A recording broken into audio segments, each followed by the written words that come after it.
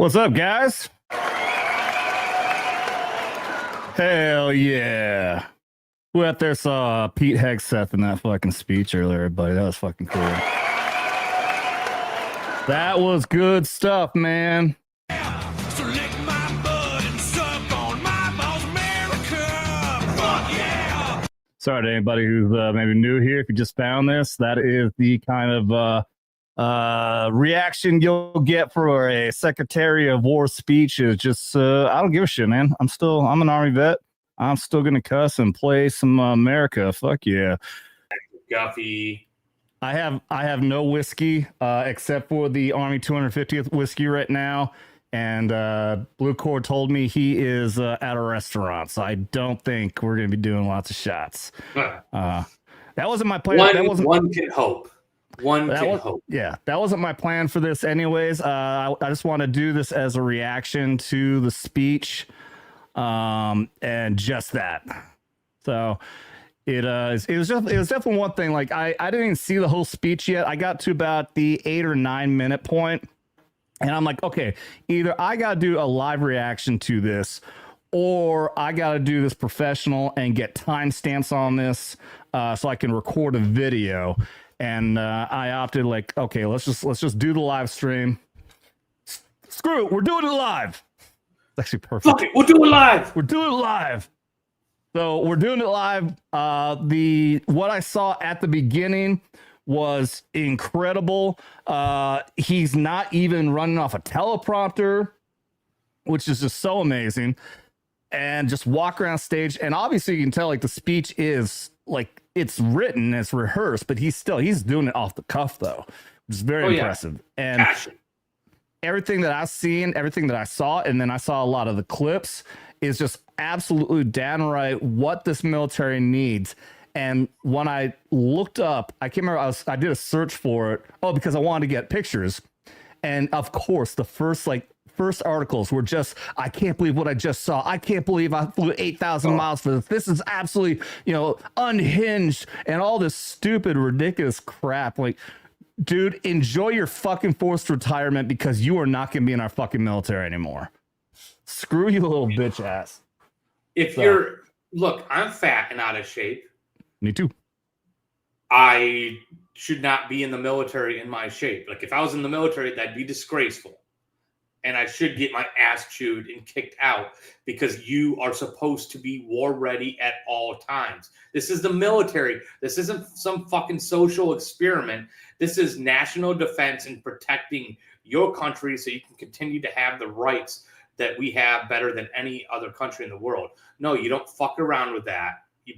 It's a serious thing. Yep. This isn't a playground. Yep, absolutely. Oh my God, I'm fucking retarded right now. Jesus Christ. Uh-oh, retard alert. Retard alert, class. I went and copy and pasted for the YouTube video, for the video for the speech over here. I copy and pasted the StreamYard link. Oh, yeah.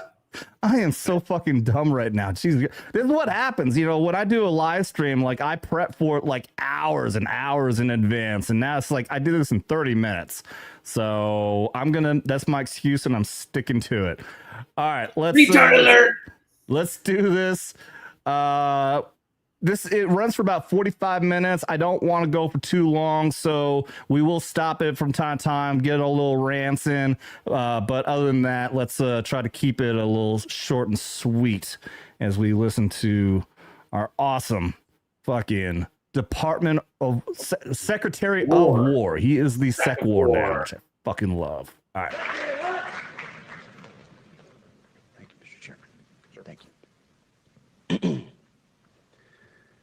Please take your seats. This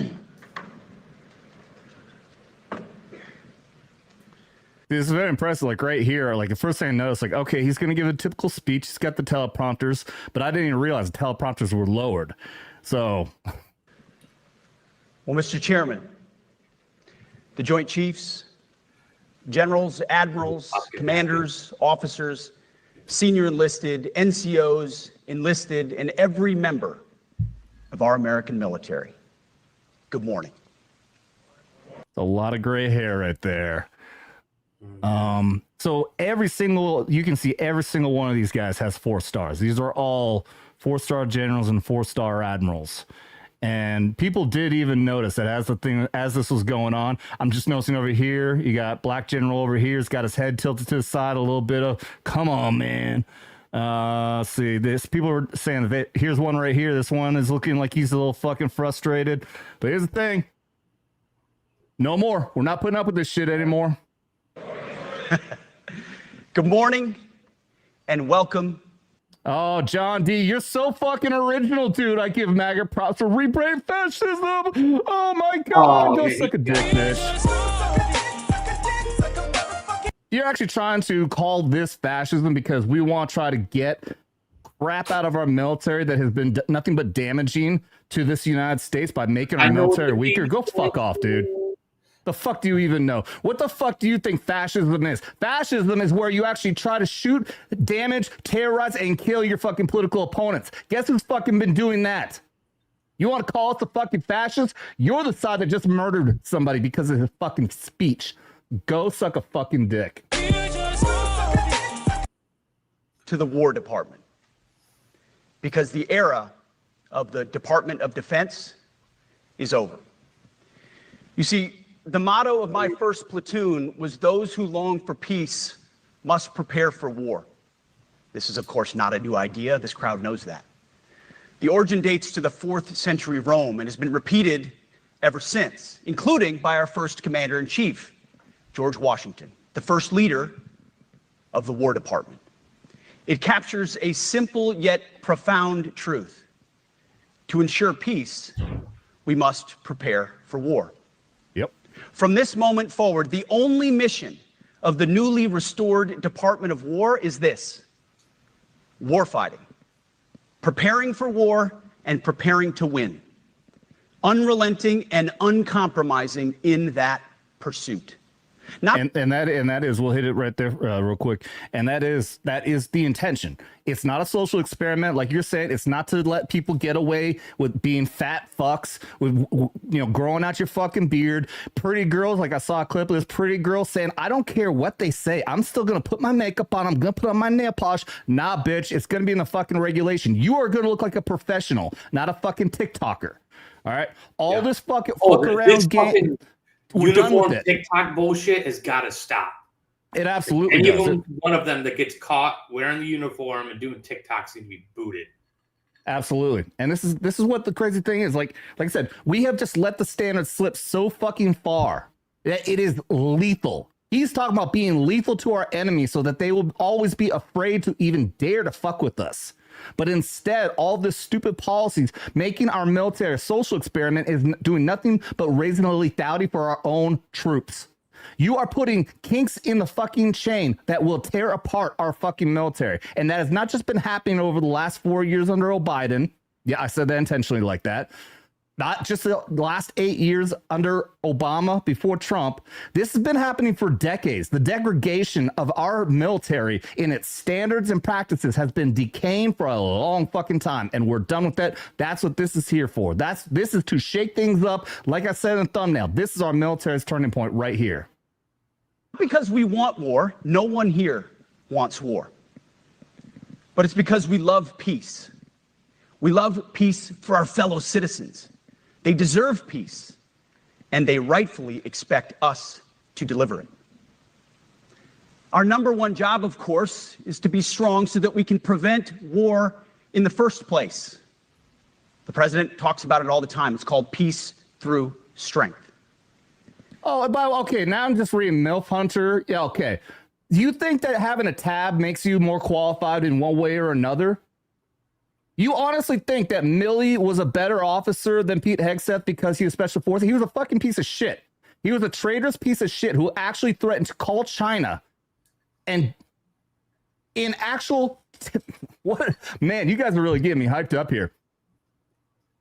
That guy is nothing but a woke piece of crap. He actually said that he wants to focus on understanding white rage. Our military is meant to be lethality. Lethal. If you actually have the understanding what the Ranger tab, Special Forces tab, and all that, do you think just because Pete Hegseth didn't have one, then clearly I think you have an understanding. Maybe you were even in the Army. then you don't understand the effectiveness of where our military is supposed to be and how it's supposed to be performing. This man right here actually does. He understands that our fighting force is meant to be a fighting force and not a social experiment. He's more focused on killing the enemy than focusing on white rage or any other bullshit like that. Go fuck yourself, man.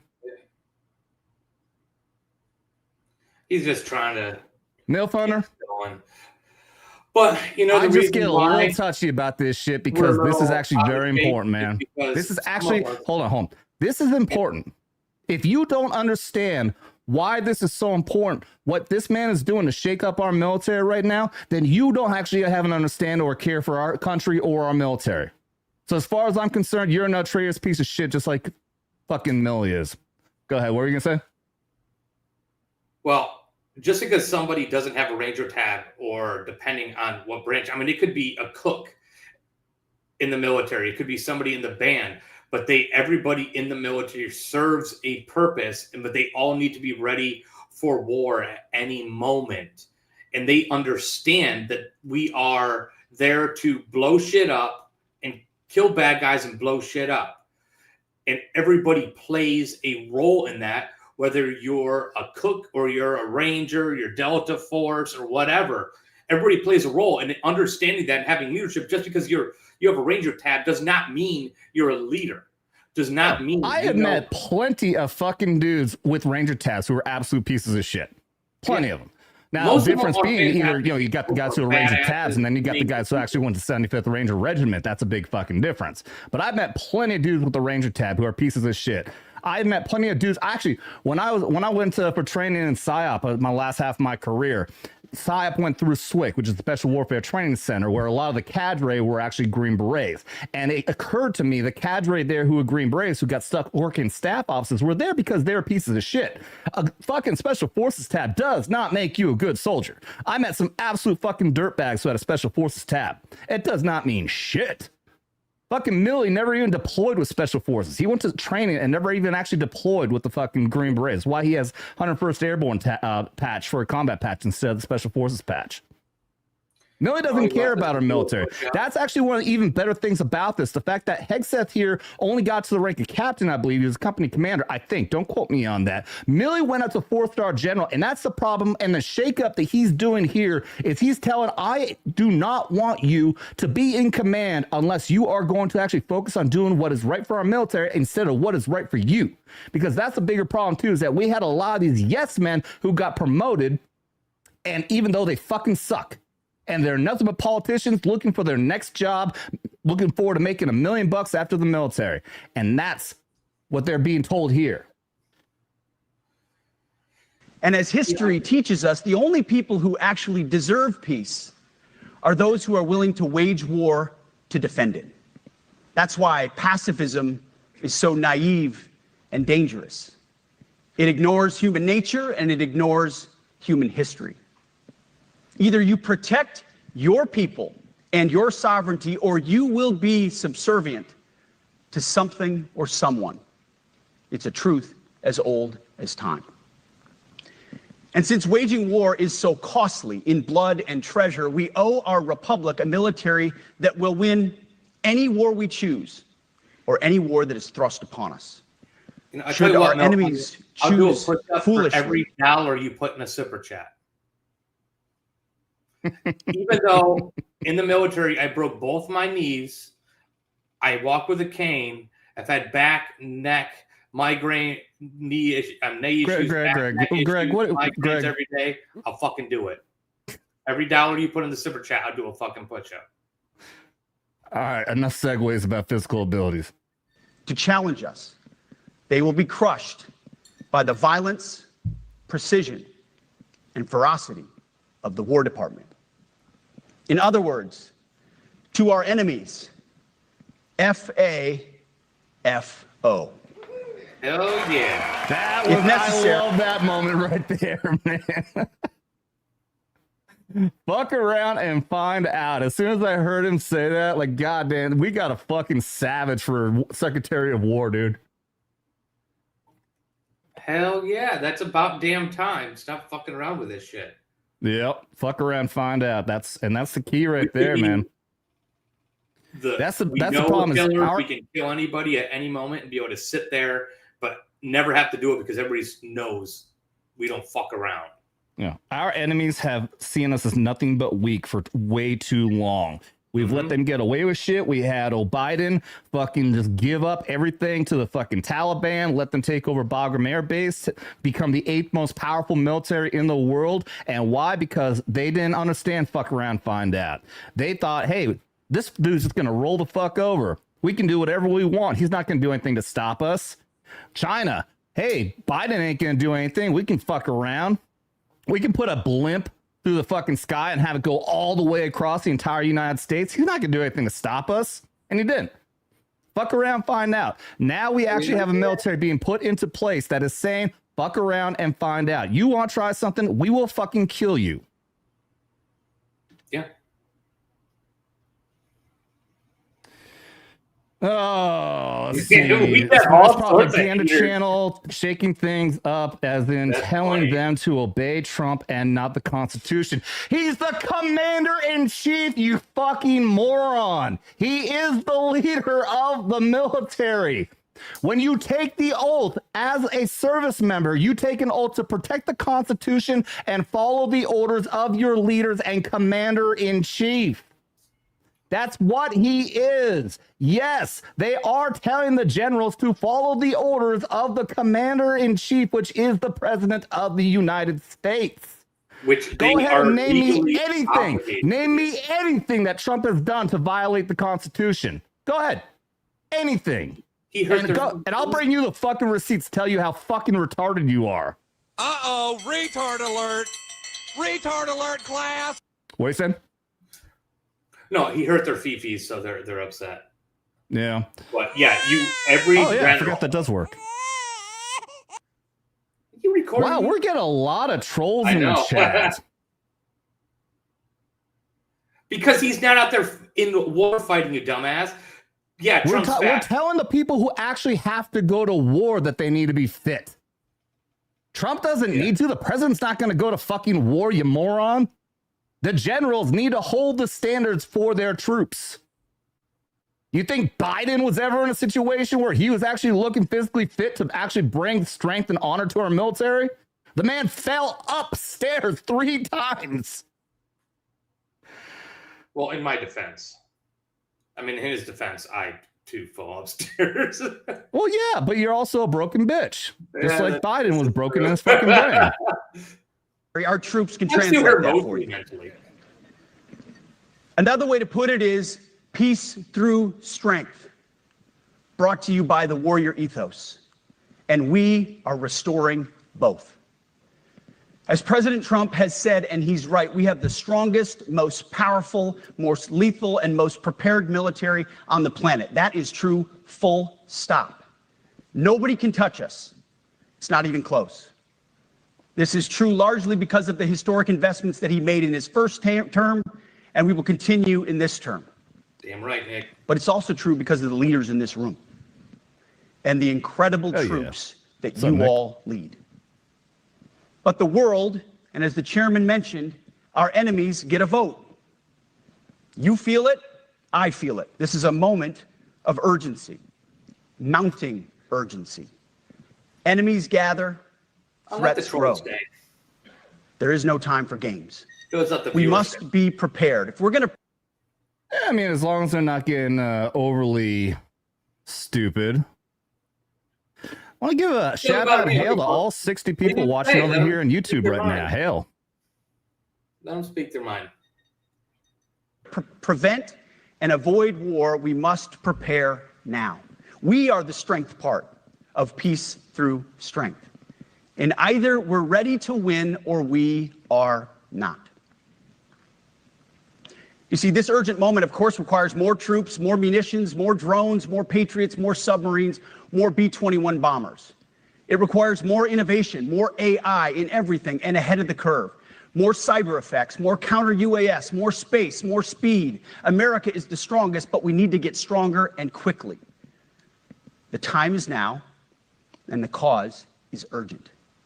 And here's the thing is that, you know, it's just like all the little crying babies out there, like you little trolls in the chat. You're all crying because we're taking away your DEI shit, your little fucking trans fucking experiments. You're wanting to give money to illegals, all this kind of bullshit, and you're screaming fascism or you're breaking up the Constitution when you have no idea and understanding that you motherfuckers have put that shit in place to infect our government and infect our military for decades. All Trump is doing right now is saying no more of that shit. No, we're actually going to focus on the Constitution. We're going to focus on the people of this country. We're going to focus on the actual citizens, make this country better and make our military better. That's what's the problem. Sorry, your little fucking crying asses are getting your little toys taken away and you're taking shots of the fucking nuts because you've been in power for way too fucking long with your fucking media controlling 90% of all the media. Now you actually have sources out there. People can come to this channel instead of listening to even Fox News, who I don't even trust. We are actually being able to bring things back to a level of normalcy. That's what's going on here. Any comment, Greg? No, it's pretty good. I agree. Thank you. The moment requires We're not even 5 minutes into this, 45 minutes, man. This is going to go on forever. restoring and refocusing our defense industrial base, our shipbuilding industry, and onshoring all critical components. It requires, as President Trump has done, getting our allies and partners to step up and share the burden. America cannot do everything. The free world requires allies with real hard power, real military leadership, and real military capabilities. The War Department is tackling and prioritizing all of these things.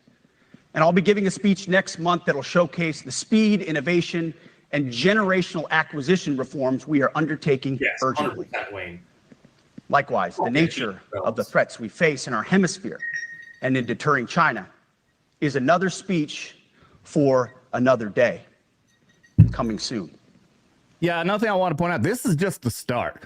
Like I said, there was some general apparently said he's upset he had to fly 8,000 miles for this. No, they didn't just fly for this. They came here for a series of events that's going to happen that's going to allow everyone to point out and pick which one of the actual affected generals for our military and which one is only there to collect a check and fuck things up with woke DEI bullshit.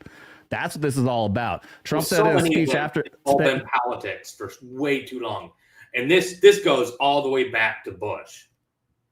Yeah, exactly. That's the thing that we say in the military. Once you get to the general ranks, you're just a politician at that point, which is not supposed to be the way things are. So that's what this is about. We're going to pick out which ones are the corrupt politicians and which one of the actual leaders is going to make our military great. This speech today, as I drink my coffee, this speech today is about people, and it's about culture. The topic today is about the nature of ourselves. Because no plan, no program, no reform, no formation will ultimately succeed unless we have the right people and the right culture at the War Department. If I've learned one core lesson in my 8 months in this job, it's that personnel is policy. Personnel is policy. The best way to take care of troops is to give them good leaders committed to the warfighting culture of the department. Not perfect leaders, good leaders. Competent, qualified, professional, agile, aggressive, innovative, risk-taking, apolitical, faithful to their oath and to the Constitution. Eugene Sledge, in his World War II memoir, wrote, quote, "War is brutish, inglorious, and a terrible waste. Combat leaves an indelible mark on those who are forced to endure it. The only redeeming factors are my comrades' incredible bravery and their devotion to each other. In combat, there are thousands of variables, as I learned in Iraq and Afghanistan, and as so many of you did in so many more places. Leaders can only control about 3 of them. You control how well you're trained, mostly how well you're equipped, and the last variable is how well you lead. After that, you're on your own. Our warfighters are entitled to be led by the best and most capable leaders. That is who we need you all to be. Even then, in combat, even if you do everything right, you may still lose people because the enemy always gets a vote. We have a sacred duty to ensure that our warriors are led by the most capable and qualified combat leaders. This is one thing you and I can control. And we owe it to the force to deliver it. For too long, we've simply not done that. The military has been forced by foolish and reckless politicians to focus on the wrong things. In many ways, this speech is about fixing decades of decay. Some of it obvious, some of it hidden.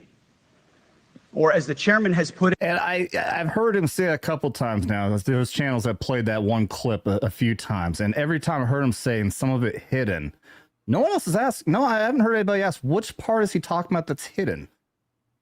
Is he saying something that's actually intentionally being hidden, or something that's just like not very upfront in your face about the decay and the ineffectiveness of our military? Oh, I think it's, some of it's obvious because we see it. And I think he's talking about the hidden decay, like the stuff behind the scenes that you don't see right away. Yeah. But it's, it's like the termites eating your house. They've been doing it for 10 years. You don't see it. Everything looks fine, but then all of a sudden everything just falls apart. Yeah, it's the same thing like with the FBI. We know that we have good people in there, Kash Patel and Dan Bongino. As much as a lot of conservatives have started to really hate them, I still trust them only because I think that there's so much corruption and decay, like you're saying, inside the FBI that they're trying to root it all out right now. And that's definitely something he may be alluding to. It's happening in our military right now. There's something in there that we just have to. It's going to take a while to root it out. We are clearing out the debris, removing the distractions, clearing the way for leaders to be leaders. You might say we're ending the war on warriors. I heard someone wrote a book about that. I'm guessing for too long, we've promoted too many uniformed leaders for the wrong reasons, based on their race, based on gender quotas, based on historic so-called firsts. We've pretended that combat arms and non-combat arms are the same thing.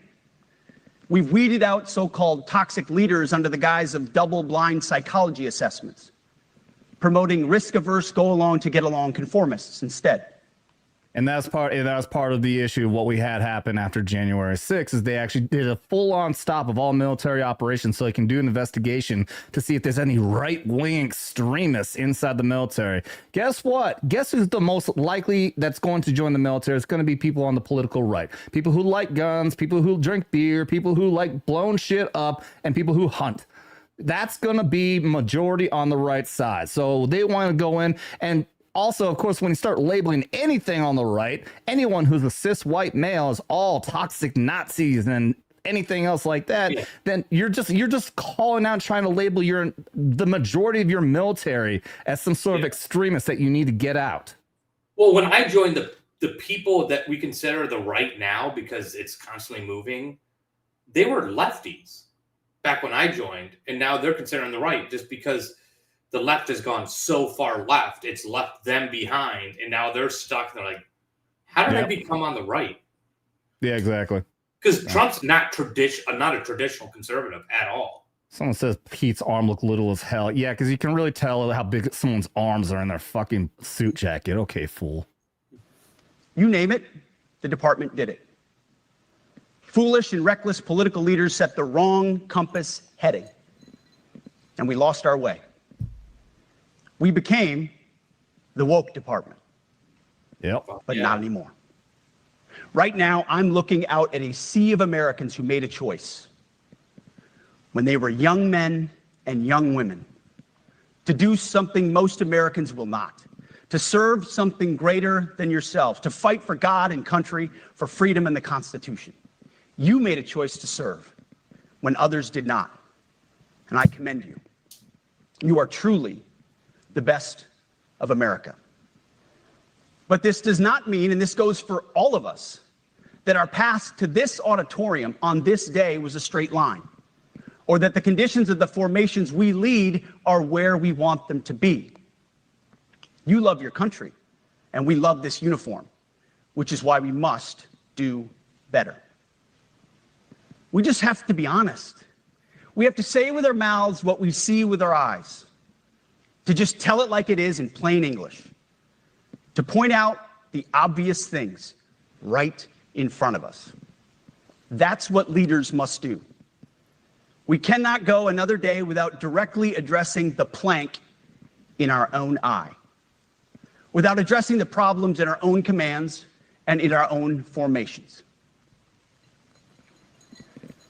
This administration has done a great deal from day one to remove the social justice, politically correct, and toxic ideological garbage that had infected our department, to rip out the politics.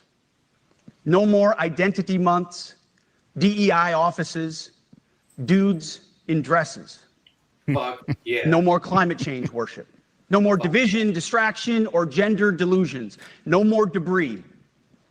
As I've said before, and will say again, we are done with that shit. Yes! Fuck yeah. I hadn't even got to that point yet. I think when I watched earlier, I stopped at the 8-point mark. One of my first clips I ever posted on here when I first started the channel, because I was streaming on other channels before this, and somebody asked me about the DEI in the military, and I got a pretty impassioned speech that was very similar to that. And our United States military, its intention is to kill the enemy and break their shit. It's not a fucking social experiment. And I mean, he just laid it out right there. And this is one of the reasons why I was so excited for him to become the Secretary of Defense, now the Secretary of War, long before he ever even, I didn't even think that he was going to get this. I didn't think Trump was going to appoint him, but I said, damn, he needs to be some sort of position in our military if Trump gets back in, because he's been saying this stuff for years, that this is what we need to do. I think that was the book he was alluding to. He literally wrote the book on how to fix our military.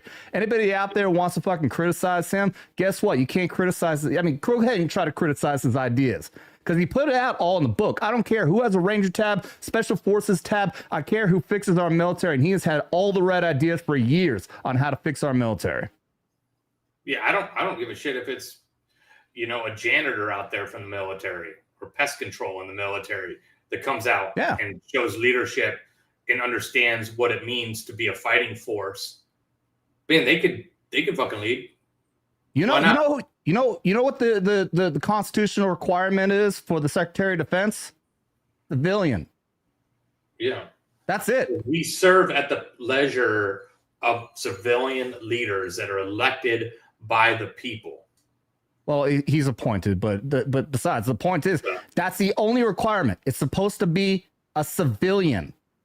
Doesn't need to even be military. Doesn't need to have a Ranger tab. Doesn't have a Special Forces tab. I just want someone in there who's going to do the right thing and fix our military, and that's what Pete motherfucking Hegseth is doing. Mm-hmm. No, he's fucking... Dude, I love the speech. He's killing it. It's finally saying the shit that should have been said a long fucking time ago and hasn't been said for the last 20 years. Absolutely. I've made it my mission to uproot the obvious distractions that made us less capable and less lethal. That said, the War Department requires the next step. Underneath the woke garbage is a deeper problem, and a more important problem that we are fixing and fixing fast. Common sense is back at the White House, so making the necessary changes is actually pretty straightforward. President Trump expects it. And the litmus test for these changes, it's pretty simple. Would I want my eldest son, who is 15 years old, eventually joining the types of formations that we are currently wielding? If in any way the answer to that is no, or even yes, but, then we're doing something wrong. I've been saying that ever since because I started my this son channel. is no more important than any other American citizen who dons the cloth of our nation. He is no more important than your son. All precious souls made in the image and likeness of God. Every parent deserves to know that their son or their daughter that joins our ranks is entering exactly the kind of unit that the Secretary of War would want his son to join.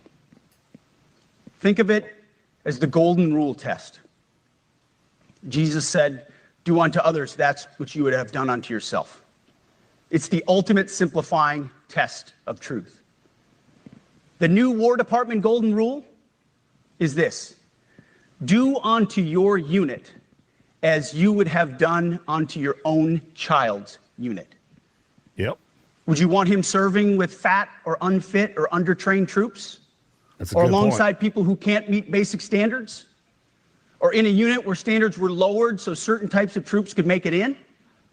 In a unit where leaders were promoted for reasons other than merit, performance, and warfighting? The answer is not just no, it's hell no.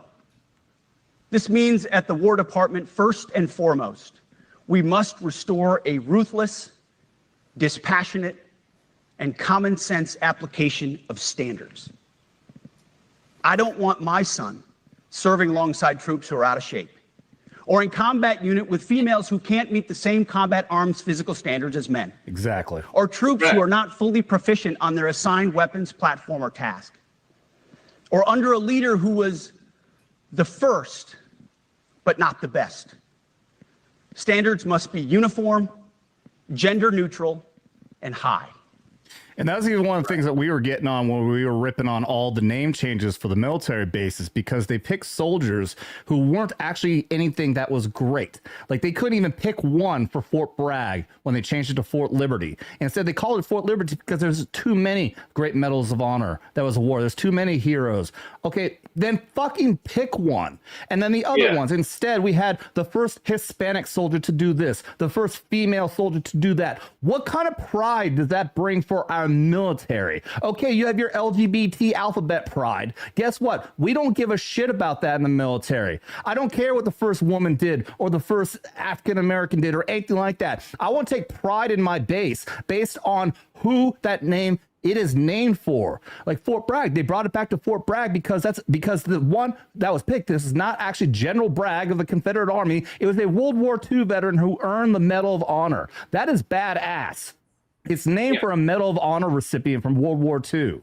So that actually brings pride. You want to tell someone you need to be proud of a base because it's named after a female because she's the first female soldier to do something, go suck a fucking dick. Oh yeah, bring this back again. That's not how you bring pride in our military. What are you going to say, Greg? No, I mean, and if you want, we've had this supposed DI or whatever, just appreciating somebody different. They try to spin this as like, oh, it's just a bunch. We're just trying to venerate a bunch of white people, make them look great and bring them up and give them names. Like, no, I used to go to Quantico all the time. Code Talkers, that's the cybersecurity building. And nice. That's named after the Native American Indians. Yeah, they tried. They couldn't translate the language. Yeah, which is awesome because that was a huge part of World War II. And we love it, and we are so proud of it. Yeah, that's awesome. Yeah, that's so dope. So I mean, exactly like we're talking about. We don't take pride in DEI. We don't take pride in diversity is not our strength. And neither is putting somebody into a general seat, putting a star on their shoulder because they met some sort of a quota because they're the first female to get promoted to this, first African American to be put in this position. Okay, is that person the most effective or is that person just the most check your fucking DEI box? Like the Red Wings, those are amazing American heroes that we love and are very proud of, especially because they did it during a time that shit was bad to be black. Get it. But they went out and served their country honorably. And a lot of them did it, better than almost anybody else. So and we've honored those things for decades and decades. But Absolutely. We've done it without being forced it being forced upon us. Exactly. If not, they're not standards. They're just suggestions. Suggestions that get our sons and daughters killed.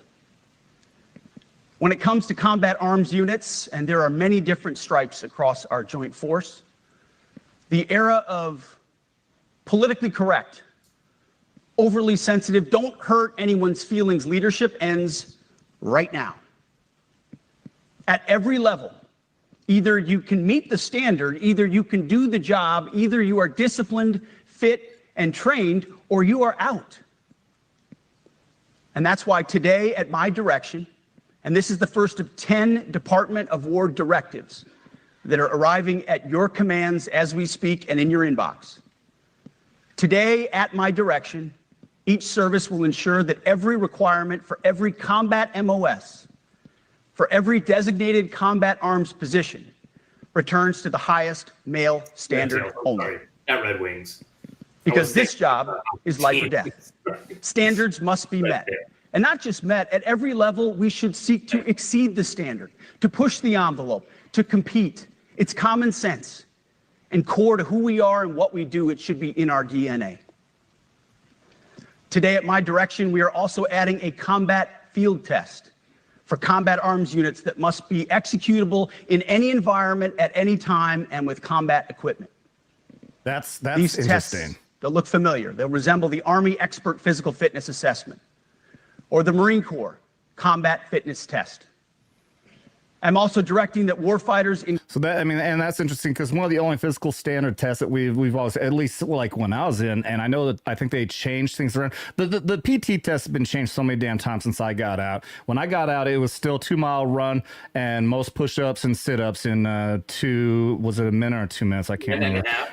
At least it was a minute and a half for us. I don't know what it is for our. But to change this to actually have specific requirements for combat arms units like your infantry and cav and all that is very interesting because one, a lot of times when you're in garrison, you're not always doing training. Like when we were, I was stationed in Italy and we didn't have training facilities nearby to do FTX or anything like that. So to at least have trained up and have to test your knowledge and your ability to, actually perform in combat is very interesting. And I can't believe it's taken this long to have that kind of a requirement, because just the ability to do push-ups, sit-ups, and a 2 mile run is nothing compared to actually being able to shoot, move, and communicate. Oh, 100%. And it's actually not that tough a requirement. I've seen. Well, I mean, it could be tough. It's probably going to be tough, but it needs to be tough because we need our soldiers to be it tough. should be a lot more stringent than it was when I was in. Again, we're talking about something different, Greg. The combat test thing. We're talking about combat jobs execute their service fitness test at a gender-neutral, age-normed male standard scored above 70%. It all starts with physical fitness and appearance. If the Secretary of War can do regular, hard PT, so can every member of our joint force. Frankly, it's tiring to look out at combat formations, or really any formation, and see fat troops. Likewise, it's completely unacceptable to see fat generals and admirals in the halls of the Pentagon and leading commands around the country and the world. It's a bad look. It is bad, and it's not who we are. So whether you're an airborne ranger or a chairborne ranger, a brand new private or a 4-star general, you need to meet the height and weight standards and pass your PT test. Yes. And as the chairman said, yes, there is no PT test.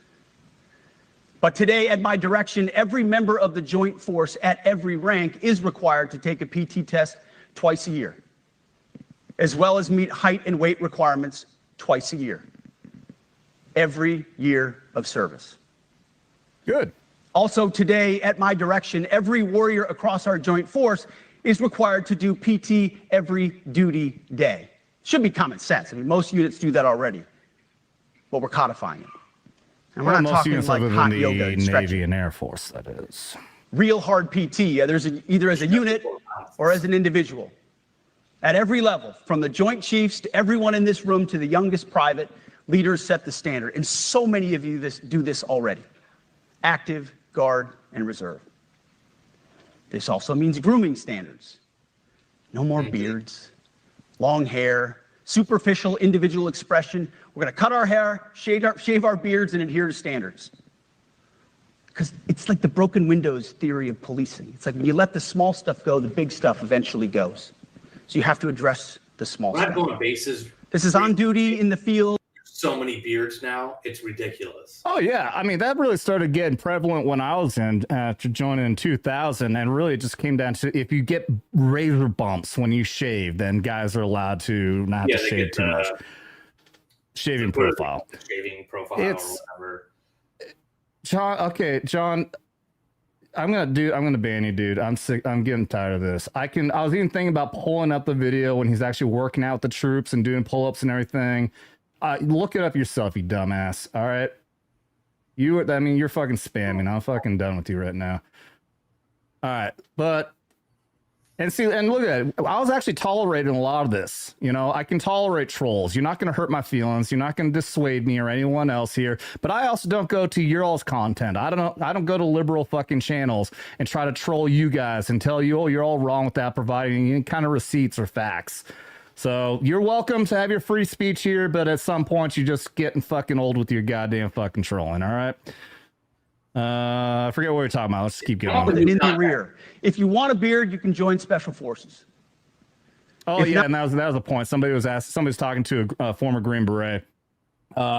Yeah, I mean, when you're deployed, it'll still be okay. A lot of the times, a lot of reasons why you see a lot of beards in places like Iraq and Afghanistan is that actually these village leaders, they have respect for beards. That's why a lot of Middle Eastern men, I mean, they all do. They all have beards because it's a sign of authority and strength, and I don't fucking know what else. I'm not a goddamn fucking raghead. Yeah, well, you got to blend in and be able to communicate. Yeah, a lot of times they're also, they could be going in and wearing fucking man dresses and whatnot and trying to blend in. Absolutely right. So that's just a completely different example. But stateside, fuck that bullshit. Once you come back stateside, you're shaving that shit. We're done with it. Enough of these fucking games. I know women have been growing their hair out, and it's been, it's falling on the collar. It drove me nuts. I saw a female command sergeant major with hair. Dude, she had her hair is like over the collar and everything. It's like, that is not the standards of our fucking military. That looks like such dirtbag shit. So they're bringing it back again. I don't care who's saying that it's pointless or anything else. It's bringing the professionalism and the professionalism appearance even of our military back, which is bringing the pride fucking back to it even. Right? Not then shave. We don't have a military full of Nordic pagans. But unfortunately, we have had leaders who either refuse to call BS and enforce standards, or leaders who felt like they were not allowed to enforce standards. Both are unacceptable. And that's why today, at my direction, the era of unprofessional appearance is over. No more beardos. No more beardos. The era of rampant and ridiculous shaving. Fear the beardo! Yeah, you're banned, Beardo, you son of a bitch. No, fear the beardo. Pete Hegseth And he's sucking poker. he just conducted war on Fear the Beardo. Oh man, that's hilarious. I saw somebody quote that. I haven't heard him say it yet though. That's fucking funny. Profiles is done. Simply put, if you do not meet the male level physical standards for combat positions, cannot pass a PT test, or don't want to shave and look professional, it's time for a new position or a new profession. I sincerely appreciate the proactive efforts the secretaries have already taken in some of those areas, service secretaries. And these directives are intended to simply accelerate those efforts. On the topic of standards, allow me a few words to talk about toxic leaders. Upholding and demanding high standards is not toxic. Enforcing high standards, not toxic leadership. Leading warfighters toward the goals of high, gender-neutral, and uncompromising standards in order to forge a cohesive, formidable, and lethal Department of War is not toxic. It is our duty, consistent with our constitutional oath. I hadn't even heard of toxic leadership. That's actually a fucking thing in the military right now. So you telling me that if I was in right now and I chewed out my soldiers, which I've done, I made a female soldier cry one time because I chewed her out for being fucking late. Like, why are you fucking crying? I'm not even being that loud. But that's considered toxic leadership now? That's some pussy ass shit. You still there? You're very quiet. Oh, he's not there. He left. Oh. Real toxic I wasn't able to see the screen. I didn't even know he left. leadership is endangering subordinates with low standards. Real toxic leadership is promoting people based on immutable characteristics or quotas instead of based on merit. Real toxic leadership is promoting destructive ideologies that are an anathema to the Constitution and the laws of nature and nature's God, as Thomas Jefferson wrote in the Declaration of Independence. The definition of toxic has been turned upside down, and we're correcting that. That's why today, at my direction, we're undertaking a full review of the department's definitions of so-called toxic leadership, bullying, and hazing, to empower leaders to enforce standards without fear of retribution or second guessing. Of course, you can't do like nasty bullying and hazing. We're talking about words like bullying and hazing and toxic. They've been weaponized and bastardized inside our formations, undercutting commanders and NCOs. No more. Setting, achieving, and maintaining high standards is what you all do. And if that makes me toxic, then so be it. Second, today at our direction, we're ensuring that every service, every unit, every schoolhouse, and every form of professional military education conduct an immediate review of their standards.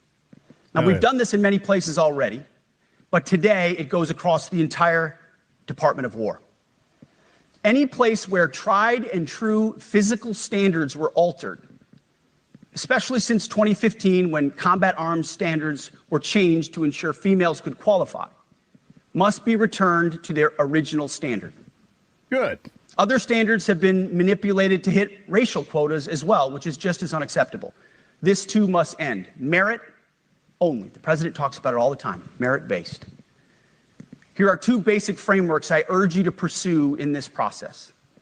Standards I call, my staff's heard all about them, the 1990 test and the E6 test.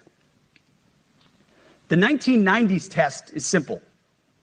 What were the military standards in 1990?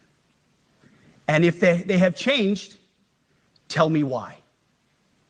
Was it a necessary change based on the evolving landscape of combat? Or was the change due to a softening, weakening, or gender-based pursuit of other priorities? 1990s seems to be as good a place to start as any. And the E6 test. Ask yourself, does what you're doing make the leadership, accountability, and lethality efforts of an E6, or frankly an O3, does it make it easier or more complicated? Does the change empower staff sergeants, petty officers, and tech sergeants to get back to basics? The answer should be a resounding yes.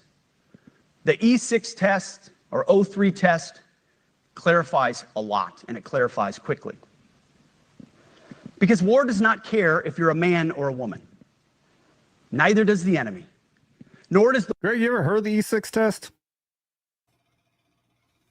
Honestly, no. I have no idea what that even is. I mean, he's talking about going back to the 90s. That was before my time, but I'll be interested to look it up and see what it is that he's exactly referencing there. The weight of your rucksack, the size of an artillery round, or the body weight of a casualty on the battlefield who must be carried. This, and I want to be very clear about this, this is not about preventing women from serving. We very much value the impact of female troops. Our female officers and NCOs are the absolute best in the world. But when it comes to any job that requires physical power to perform in combat, those physical standards must be high and gender neutral. If women can make it, excellent. If not, it is what it is. If that means no women qualify for some combat jobs, so be it. That is not the intent, but it could be the result. So be it. And I have been saying that for so long before even having this channel. All I care about is meet the fucking requirements. That's all I'm asking. All right. Yeah. As many times when I was deployed with the Marines, I wasn't in the Marines for anybody who's new here. I was in the Army, but we were attached to the Marines in Fallujah and Ramadi. And there was a woman in the gym one time lifting weights that I said, if it weren't for the long hair and tits, I would have swore it was a guy. I absolutely would have trusted that person could carry off the fucking battlefield. But if you got little 90-pound soaking wet fucking females, can't fucking even carry a 60-pound rucksack, let alone my 180 to 200-pound fucking ass. Wait, no, I was definitely over 200. I was 180 when I got into the military. No, they cannot serve in the infantry. I was absolutely disgusted. I played the video when we first started having female infantry troops graduating from AIT, and they said, and they're on video with another female troop recording them saying, what do you think of infantry school? It was terrible. Don't do it. Motherfucker, a guy graduates infantry school and they're all pounding each other on the chest saying, yeah, fuck yeah, we did it. All these other little girls, though, they're all fucking crying because they just went through a hard time because infantry school is hard. You shouldn't be in the fucking infantry. You can have many other roles in the military, but combat arms is not made for petite women who can't do even a fireman's carry. What? Just joking about that. So other roles like getting coffee and doing the dishes. You awful toxic male. No, but to your point, absolutely. Like when women actually did this test at the same standards or beat the guys, like everyone was like, hell yeah. And yeah, I saw some fucking badass women in the military. Unfortunately, most of them were EOD women, and everybody in EOD dipped, and the women dipped 3 times as hard as the men, and they were more terrifying. Yeah, it just, all around. Yeah, we need to be able to hold up the stands. It's all that fucking matters. We just one single stand. When you have to do something like infantry, ranger, special forces, anything like that, there's got to be one fucking standard. And that makes sure that there is no one who is going to be the weak link that's going to take the team down. That's all that happens. You get one single weak link and the entire mission can be compromised. 100%. Yeah, it helps everybody knows they're on the same playing field. Helps morale. It's a morale killer when you busted your ass and somebody that didn't do shit gets what you got. Oh, yeah, exactly. You telling me I just went through, I can't remember how long Ranger School was, like fucking, I'll say 6 months. 6 months of Ranger School, busting my ass, doing 10 times the amount of work that she did, but she gets a Ranger tab too? Fuck this shit. Yeah. You really would. You'd be fucking like this shit, I'm out. What kind of motivation do you get? I went through 9 weeks of online training, and these bitches only had to do 5 weeks of online training. And excuse me. It will also mean that weak men won't qualify because we're not playing games. This is combat. This is life or death. As we all know, this is you versus an enemy hell-bent on killing you. To be an effective, lethal fighting force, you must trust that the warrior alongside you in battle is capable, truly physically capable of doing what is necessary under fire. You know, this is the only standard you would want for your kids and for your grandkids. Apply the War Department Golden Rule, the 1990 test, and the E6 test, and it's really hard. All right, Barnabas, I was going to put up that for a little while, but I don't fucking care. You want to put out bullshit that's completely unsubstantiated. I don't give a rat's ass what you say or what any of the shit that you guys are propagating about Pete Hegseth. What I care is that he's up here as a leader, doing what a leader does and making our military great. So you're fucking done, dude. We all fail in life. And I don't give a shit. All you're doing is pushing stupid left-wing propaganda that is completely unsubstantiated. I don't give a flying fuck. All right? The dude was fucking infantry. Guess how many fucking dudes in the infantry you're going to see going out there and getting fucking smashed at fucking strip clubs and everything else? Damn near every single motherfucking one of them. All right? I went out and had some pretty fucking embarrassing times when I was a young soldier, when I was with infantry long-range surveillance. I don't give a rat's ass about what you out there want to go ahead and start pushing, because at some point, all of a sudden it becomes something of significance. Now, suddenly you want to bring all that past back up. Go suck a fucking dick. All right, I played the button out. I'm not hitting it again. Hard to go wrong. Third, just proves they're a party of no forgiveness. we are attacking and ending the walking on eggshells and I mean, it proves that they have nothing else to fight on. But Pete Hegseth has been an outstanding fucking leader. So all they can do is just find all this, try to dig up as much dirt as possible on the guy, and then just spin it in any way possible, try to make him look bad because he's done nothing but look good. Usually the people that are trying to spin up a whole bunch of dirt have a whole lot more dirt on themselves. Confession through projection. Yeah, Blue Coat. I didn't say don't kick out any trolls. I said just kick the ones out that are going too far. Is what I'll say. If they're getting in there and pushing entire fucking paragraphs of just bullshit propaganda, yeah, I'm not gonna have that shit. Defect command culture. A risk-averse culture means officers execute not to lose instead of to win. A risk-averse culture means NCOs are not empowered to enforce standards. Commanders and NCOs don't take necessary risks or make tough adjustments for fear of rocking the boat or making mistakes. A blemish-free record is what peacetime leaders covet the most, which is the worst of all incentives. Bam. That's huge. We as senior leaders need to end the poisonous culture of risk aversion and empower our NCOs at all levels to enforce standards. Truth be told. What we said? No, yeah, I was just gonna ask you, Paul. That's such a huge fucking point. Is this blemish-free records thing? They are so involved in politics and everybody being so, like he's saying, risk adverse. People are not willing to take risks. Everybody plays it safe. Sorry, we're the military. We don't play it safe. We play it smart. We play it all some of us do. But we don't play it safe, especially when it comes to being innovative and finding new strategies. And this whole, like, what he's really getting down at is the politics in the military, and it's got to end. I always tell my employees, like, you've got to be confident enough to fail. Because failure, that is that's the most common thing in the world. We all fail. It's the learning from that failure that gives us the best lessons in life. So you got to fail. I know you're going to fail. I'm not upset with you failing. What I get pissed off learn from the failure, excuses and you being so fucking pussyfooting around shit and so much of a coward, like you're so worried about failing, you don't ever achieve. Well, that's why you never try to achieve perfection, because it's impossible to achieve perfection. You just always do the best you can possibly do.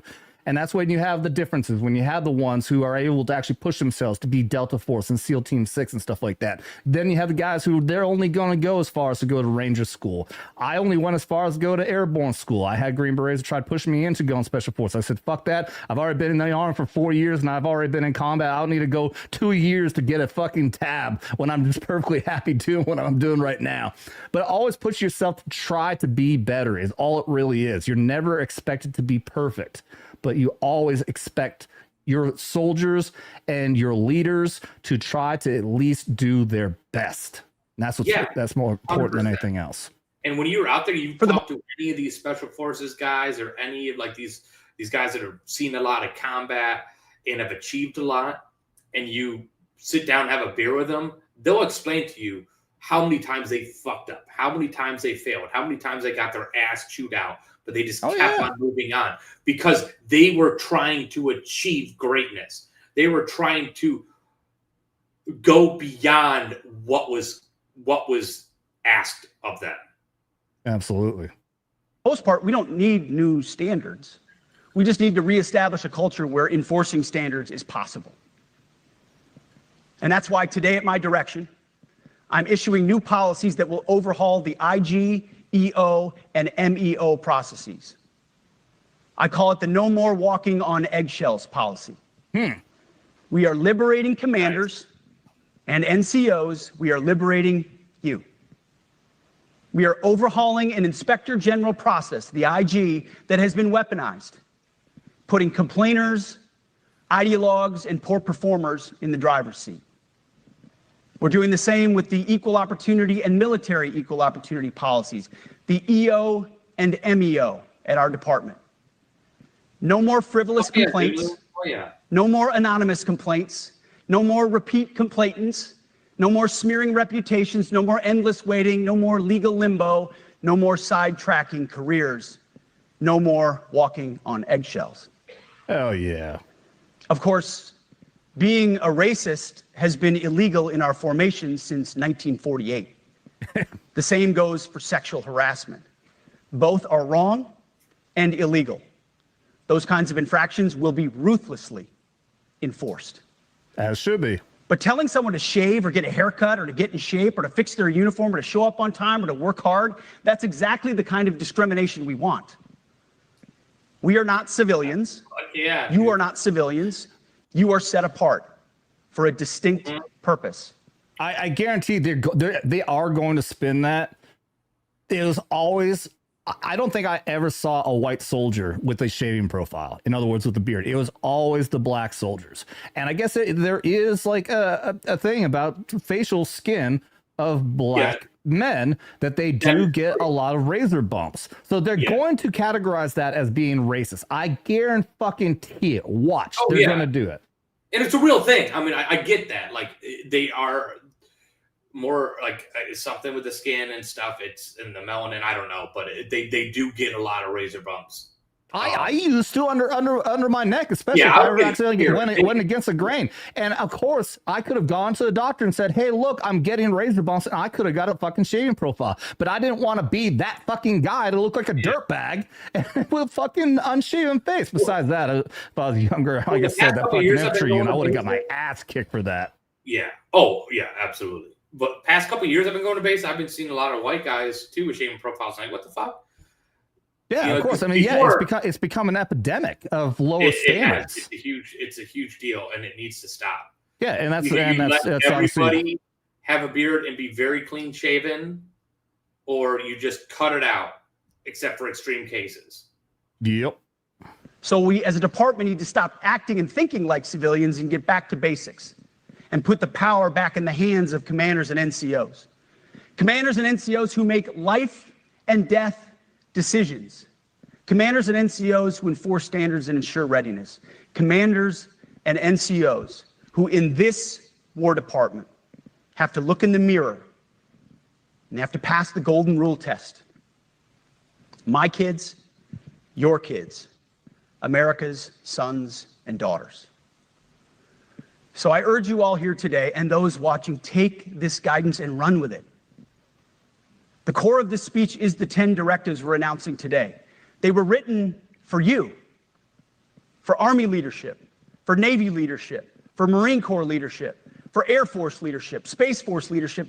These directives are designed to take the monkey off your back and put you, the leadership, back in the driver's seat. Move out with urgency because we have your back. I have your back. And the Commander-in-Chief has your back. And when we give you this guidance, we know mistakes will be made. It's the nature of leadership. But you should not pay for earnest mistakes for your entire career. And that's why today, at my direction, we're making changes to the retention of adverse information on personnel records that will allow leaders with forgivable, earnest, or minor infractions to not be encumbered by those infractions in perpetuity. People make honest mistakes, and our mistakes should not define an entire career. Otherwise, we only try not to make mistakes, and that's not the business we're in. Yeah, that's a good move right there too. Yeah, because like I said, there's especially when you're a young soldier or whatever, you do stupid shit, and that should not hinder the entire rest of your career. Yeah, you're stupid shit as a 20-year-old or 19. I mean, I went through boot camp with 17-year-olds, and my God, did we do stupid shit because we're young, dumb, full cum.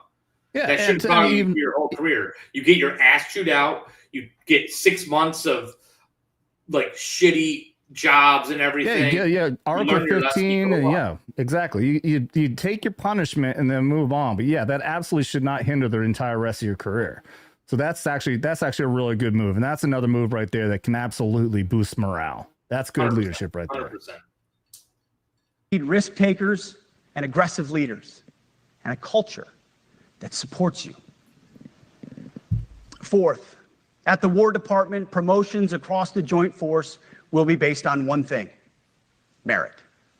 Colorblind, gender-neutral, merit-based. Oh, yeah. The entire promotion process, including evaluations of warfighting capabilities, is being thoroughly re-examined. We've already done a lot in this area, but more changes are coming soon.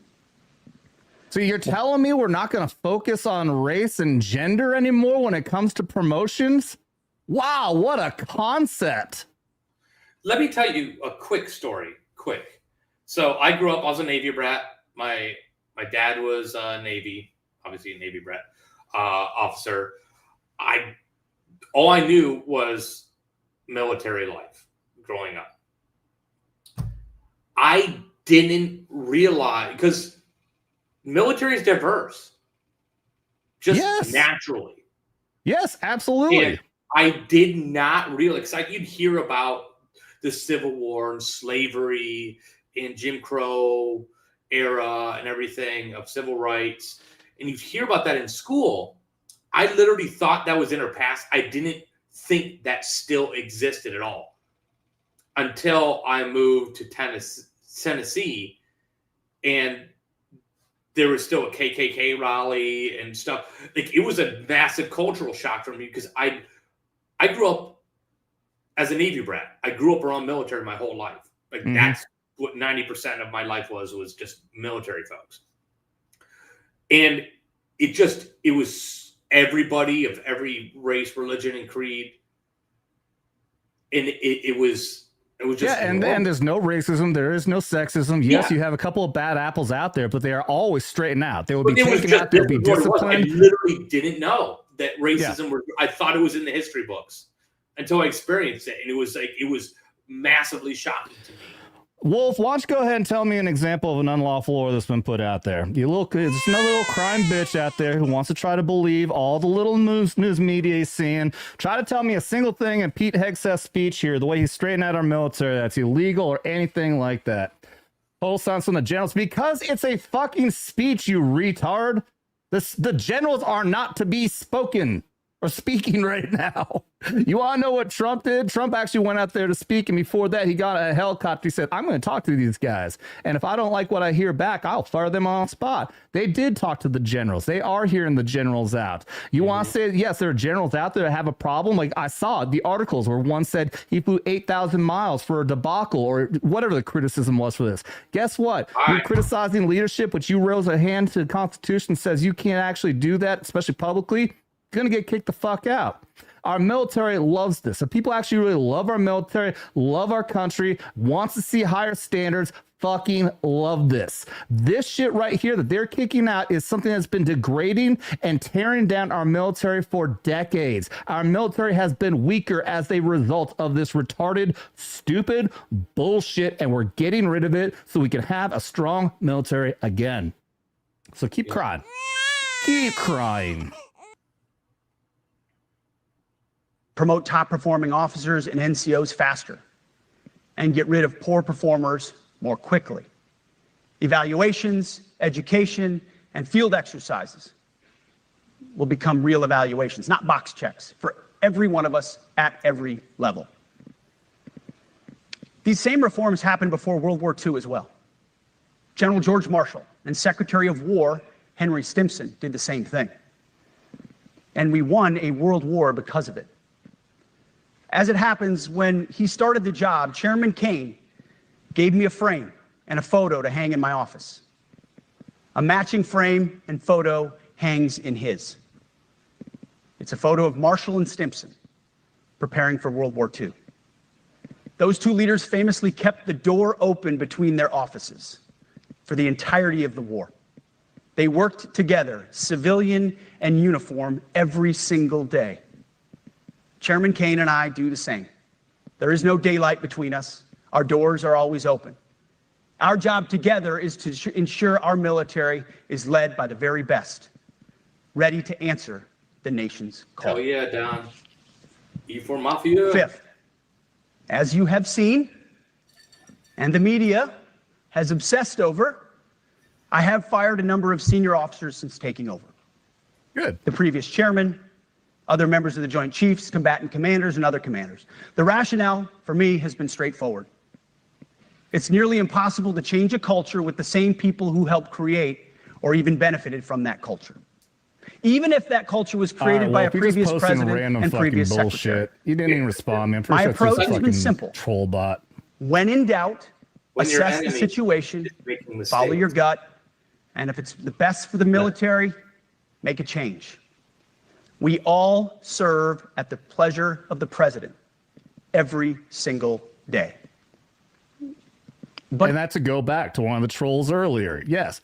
the president of the United States is the commander in chief, which means he has the overall authority. He is the highest ranking official for our military.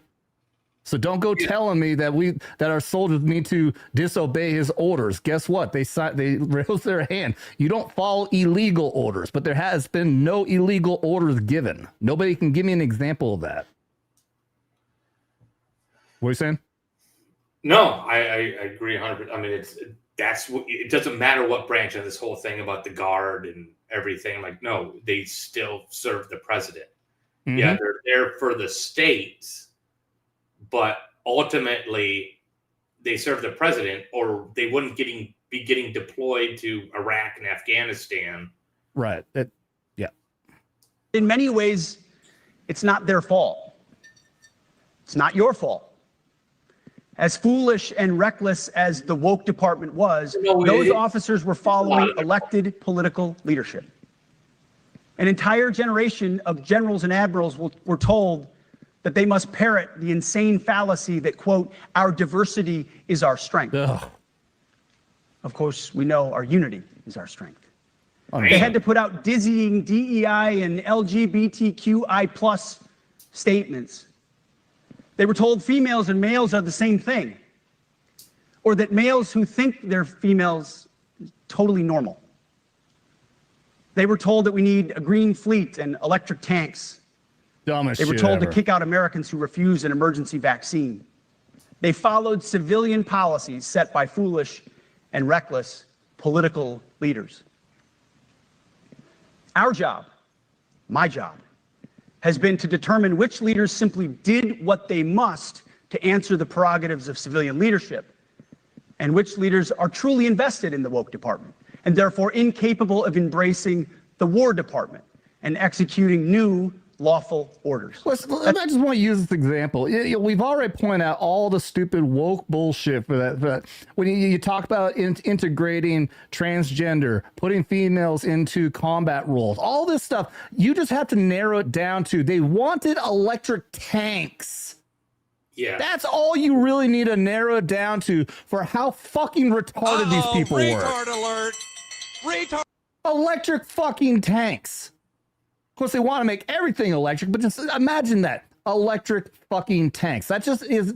Yeah, they're just look at that alone as an example of how fucking stupid and destructive these people and policies were.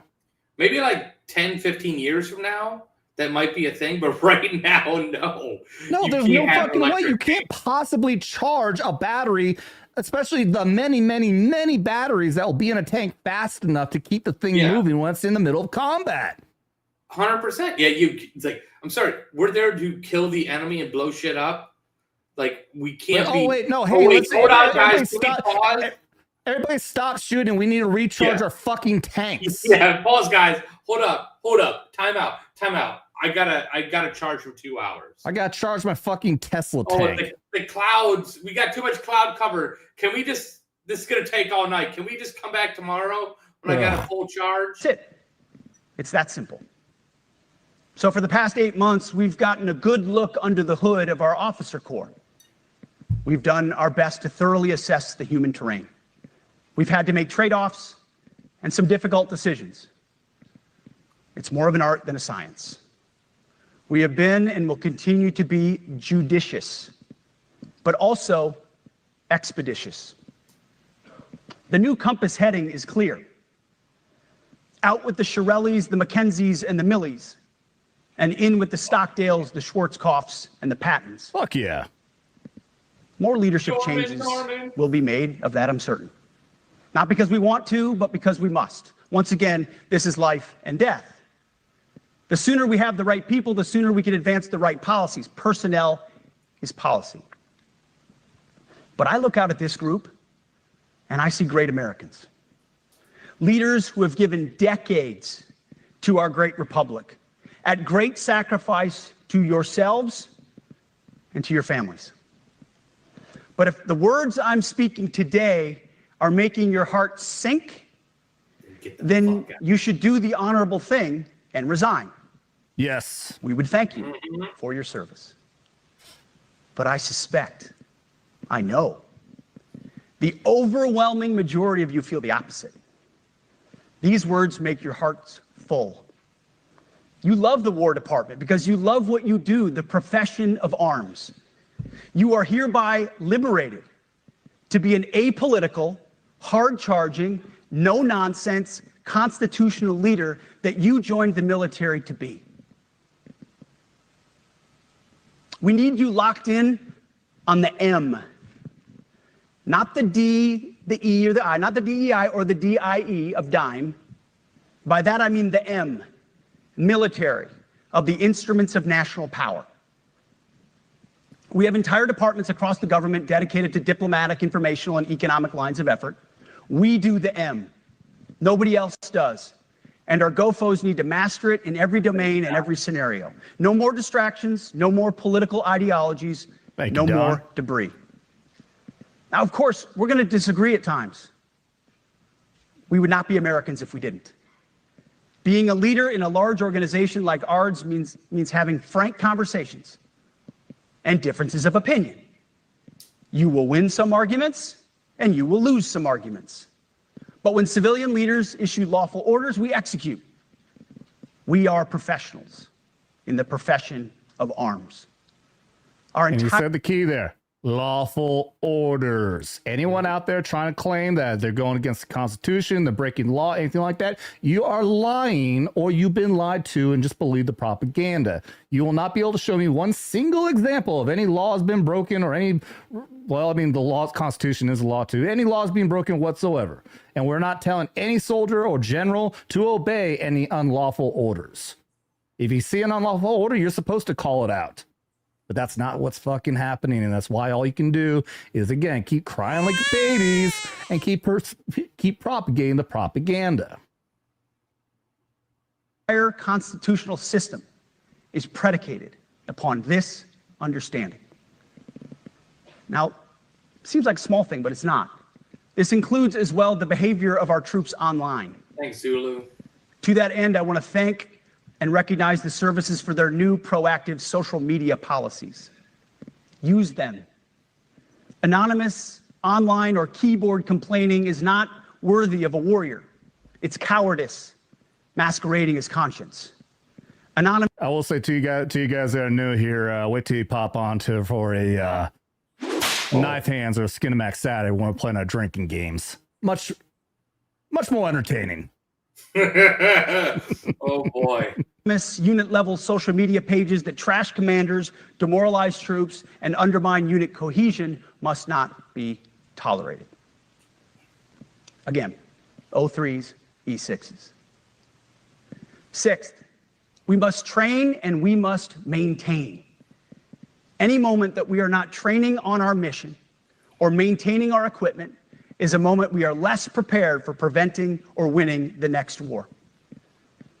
That is why today, at my direction, we are drastically reducing the ridiculous amount of mandatory training that individuals and units must execute.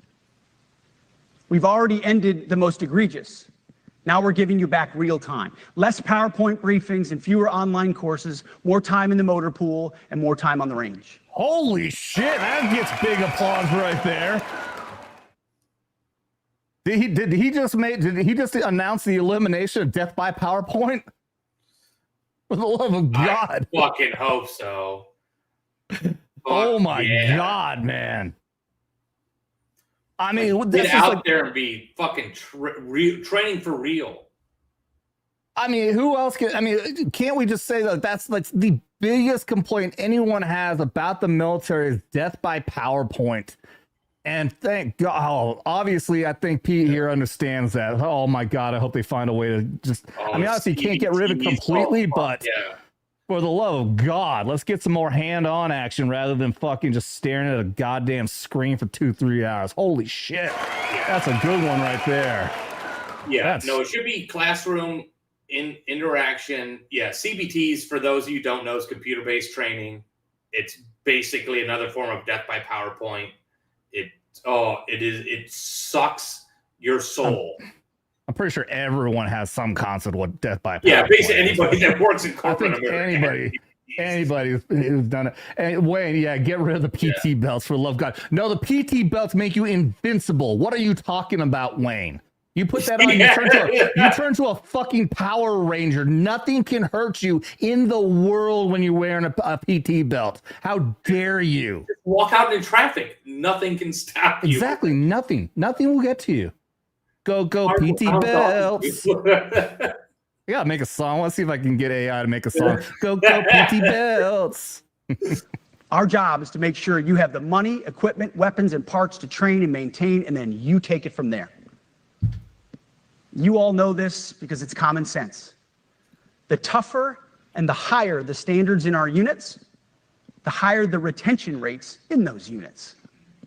Warriors want to be challenged. Troops want to be tested. When you don't train and you don't maintain, you demoralize. Bam. And that's when our best people decide to take their talents to the civilian world. Exactly. The leaders who created the woke department have already driven out too many hard chargers. We reverse that trend right now. There is no world in which high-intensity war exists without pain, agony, and human tragedy. Yep. We are in a dangerous line of work. You are in a dangerous line of work. Yes. We may lose good people. Yes. But let no warrior cry out from the grave, if only I had been properly trained. Yeah. Yes. We will not lose warfighters because we failed to train or equip them or resource them. Shame on us if we do. Train like your warriors' lives depend on it. Because let no warrior die and say, I wish I had never misgendered that one major. Yes, 100%. Which is a real thing. There's that major who was a male to female that actually has my pronouns are she, her on the desk, holding up flags with trans flags and a picture promoting that was an actual army advertisement. And I met somebody at Fort Bragg when I was taking a trip out there who actually knows, who I think has a niece or a nephew that served under that fucking dirtbag, and said that motherfucker just loved getting a kick out of confusing the fuck out of the soldiers because they didn't know what to call him. Because they were too scared to misgender that fucking piece of shit. That was an army major. That was a real fucking thing. Fuck that shit. Fuck that. 100%. Fucking glad I dirtbags. wasn't in when that happened, because I would have probably been booted out if I was serving on that, because I would What not. is your major malfunction, numbnuts? Or no. You know what? I bet if you wear a PT belt, it would protect you from the pronouns. That's right. No, only if you wear it's got to be a rainbow colored PT belt. That's right. do.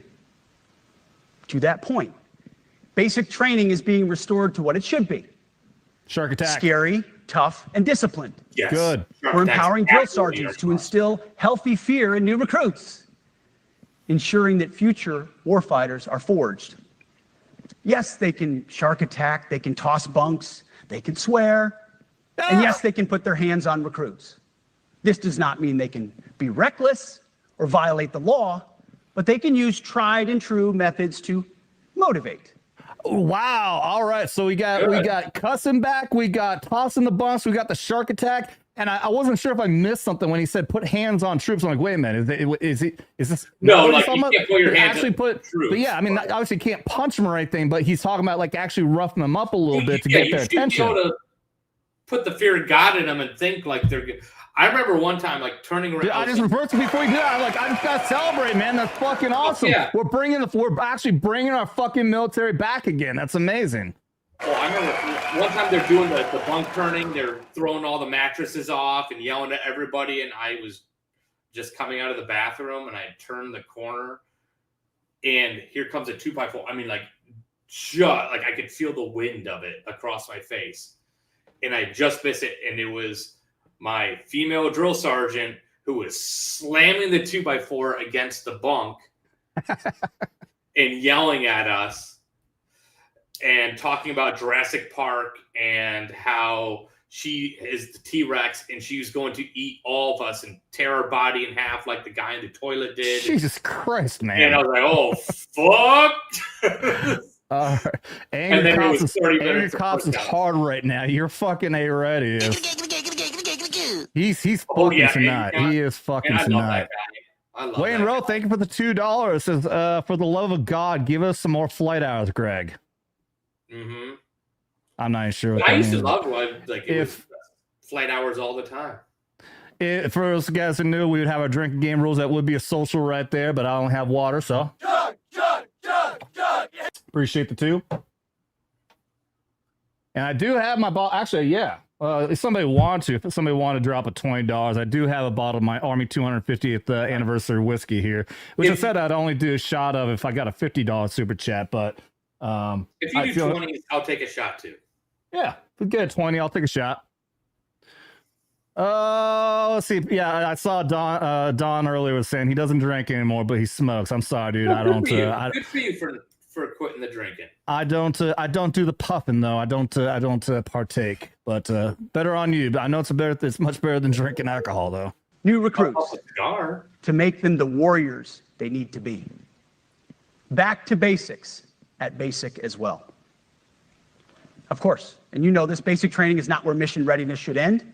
The nature of the evolving threat environment demands that everyone in every job must be ready to join the fight if needed. A core credo of the Marine Corps is every Marine a rifleman. It means that everyone, regardless of MOS, is proficient enough to engage an enemy threat at sea, in the air, or in a so-called rear area. We need to ensure that every member of our uniformed military maintains baseline proficiency in basic combat skills, especially because the next war, like the last, will likely not have a rear area. Finally, as President Trump rightly pointed out when he changed the department name, the United States has not won a major theater war since the name was changed to the Department of Defense in 1947. True. One conflict stands out in stark contrast: the Gulf War. Why? Well, there's a number of reasons, but it was a limited mission with overwhelming force and a clear end state. But why did we execute and win the Gulf War the way we did in 1991? There's two overwhelming reasons. One was President Ronald Reagan's military buildup gave an overwhelming advantage. And two, military and Pentagon leadership had previous formative battlefield experiences. The men who led this department during the Gulf War were mostly combat veterans of the Vietnam War.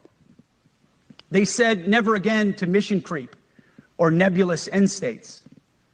The same holds true today. Our civilian and military leadership is chock full of veterans from Iraq and Afghanistan who say never again to nation building and nebulous end states. This clear-eyed view, all the way in the White House, combined with President Trump's military buildup, postures us for future victories if, and we will, and when we embrace the War Department. And we must. We are preparing every day. We have to be prepared for war, not for defense. We're training warriors, not defenders. We fight wars to win, not to defend. Defense is something you do all the time. It's inherently reactionary and can lead to overuse, overreach, and mission creep. War is something you do sparingly, on our own terms, and with clear aims. We fight to win. We unleash overwhelming and punishing violence on the enemy. We also don't fight with... I'm glad he actually broke that down, the difference between the Department of Defense and Department of War, because I've actually tried to articulate that myself. And I know that it always started off as the Department of War, and then they try to make it sound more puffy and friendly by calling it the Department of Defense. But that is a perfect explanation right there, though. We don't fight for defense. We fight for fucking wars. The defense part is just inherently assumed in that description. So, that was good. Stupid rules of engagement. We untie the hands of our warfighters to intimidate, demoralize, hunt, and kill the enemies of our country. No more politically correct and overbearing rules of engagement. Just common sense, maximum lethality, and authority for warfighters. That's all I ever wanted as a platoon leader. And it's all my E6 squad leaders ever wanted, back to that E6 rule. We let our leaders fight their formations, and then we have their back. It's very simple, yet incredibly powerful. A few months ago, I was at the White House when President Trump announced his Liberation Day for America's trade policy. It was a landmark day. Well, today is another Liberation Day. The liberation of America's warriors in Yes. name, in deed, and in authorities. You kill people and break things for a living Ha! Didn't I say You are not the exact politically same thing correct. earlier? and don't Yeah. necessarily belong always in polite society. We are not an army of one. We are a joint force of millions of selfless Americans. We are warriors. We are purpose-built, not for fair weather, blue skies, or calm seas. We were built to load up in the back of helicopters, 5 tons, or Zodiacs in the dead of night, in fair weather or foul, to go to dangerous places, to find those who would do our nation harm, and deliver justice on behalf of the American people in close and brutal combat if necessary. You are different. We fight not because we hate what's in front of us. We fight because we love what's behind us. Hell yeah. You see, the Ivy League faculty lounges will never understand us, and that's okay. Because they could never do what you do. The media will mischaracterize us, and that's okay. Because deep down, they know the reason they can do what they do is you. In this profession, you feel comfortable inside the violence so that our citizens can live peacefully. Lethality is our calling card, and victory our only acceptable end state. In closing, a few weeks ago, It's almost at our over. monthly Pentagon Christian prayer service, I gotta go get. I recited a commander's prayer. It's a simple yet meaningful prayer for wisdom for commanders and leaders.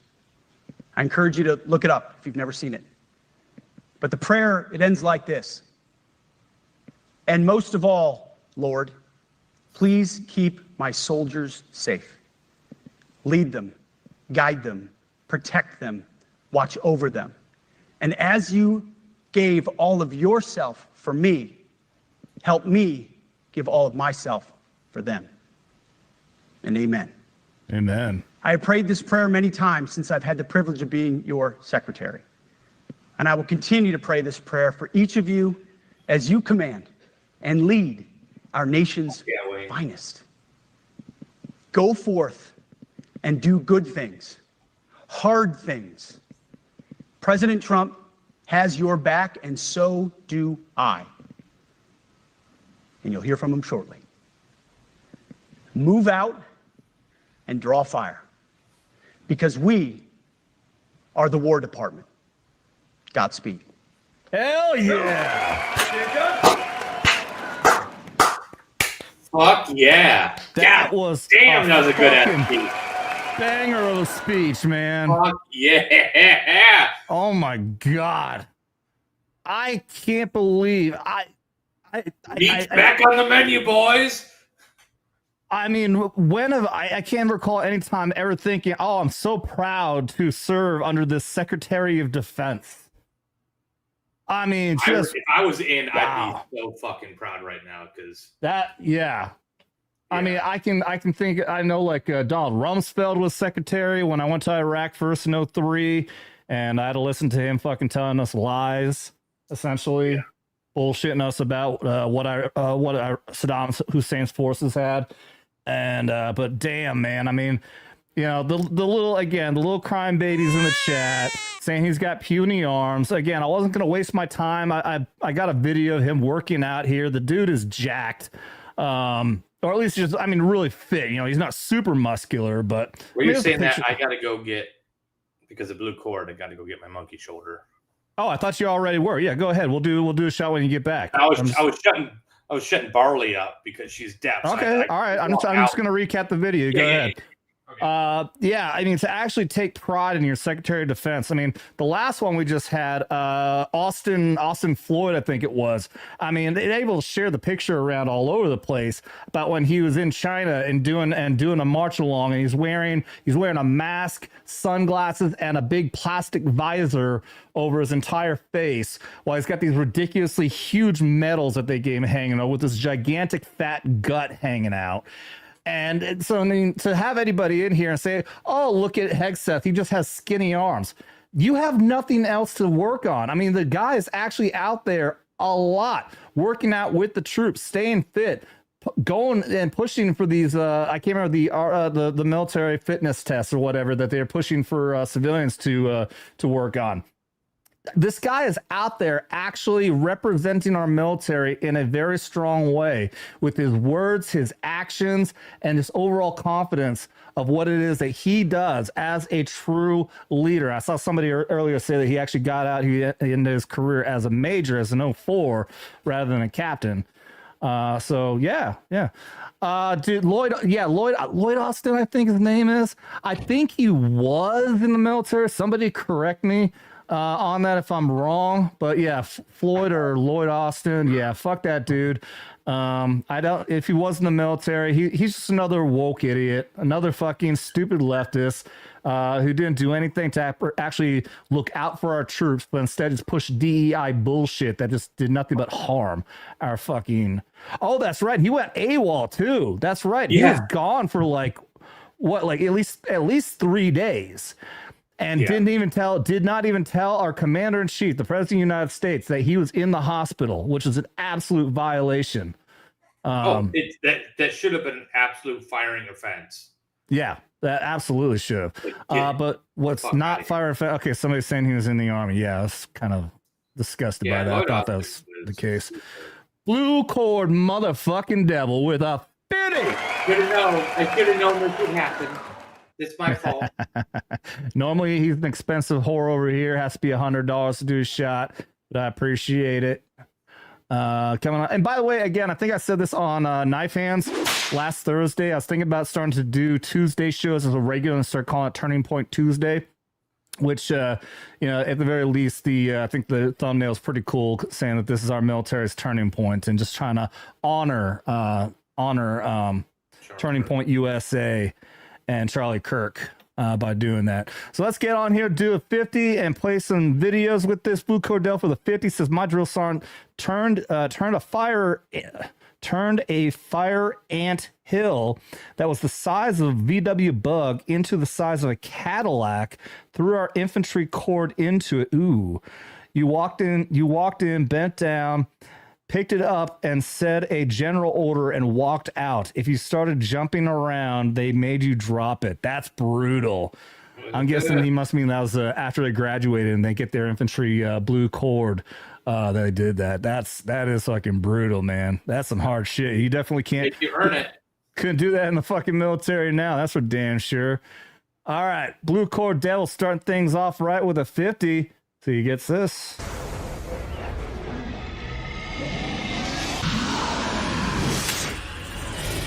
It has begun.